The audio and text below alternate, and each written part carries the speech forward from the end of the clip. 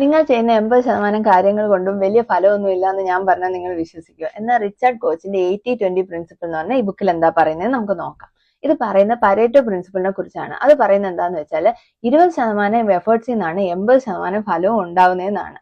ഉദാഹരണത്തിന് ഒരു ബിസിനസ് എടുക്കുകയാണെങ്കിൽ അതിൽ 80% പ്രോഫിറ്റും വരുന്നത് അതിന്റെ 20% പ്രോഡക്ട്സിൽ നിന്ന് അല്ലെങ്കിൽ 20% കസ്റ്റമേഴ്സിൽ നിന്നായിരിക്കും. അപ്പൊ ആ പ്രോഡക്ട്സ് ഏതാണ്, ആ 20% കസ്റ്റമേഴ്സ് ഏതാണ് നമ്മൾ മനസ്സിലാക്കി അവരിൽ കൂടുതൽ ഫോക്കസ് ചെലുത്തുകയാണെങ്കിൽ നമുക്ക് കൂടുതൽ പ്രോഫിറ്റ് ഉണ്ടാക്കാൻ പറ്റും. അതുപോലെ തന്നെ ഓഫീസിൽ നമ്മുടെ വർക്കിൽ 20% ടാസ്കിൽ നിന്നായിരിക്കും 80% ഫലവും ഉണ്ടാവുന്നത്. അപ്പൊ ആ 20% ഇമ്പോർട്ടന്റ് ടാസ്ക് ഏതാണെന്ന് നമ്മൾ ഐഡന്റിഫൈ ചെയ്ത് അതിൽ കൂടുതൽ സമയം സ്പെൻഡ് ചെയ്യാൻ ശ്രമിക്കുക. അൺനെസസറി ആയിട്ടുള്ള മീറ്റിങ്ങും അൺനെസസറി ആയിട്ടുള്ള ടാസ്ക് എല്ലാം മാക്സിമം അവോയ്ഡ് ചെയ്യാൻ ശ്രമിക്കുക.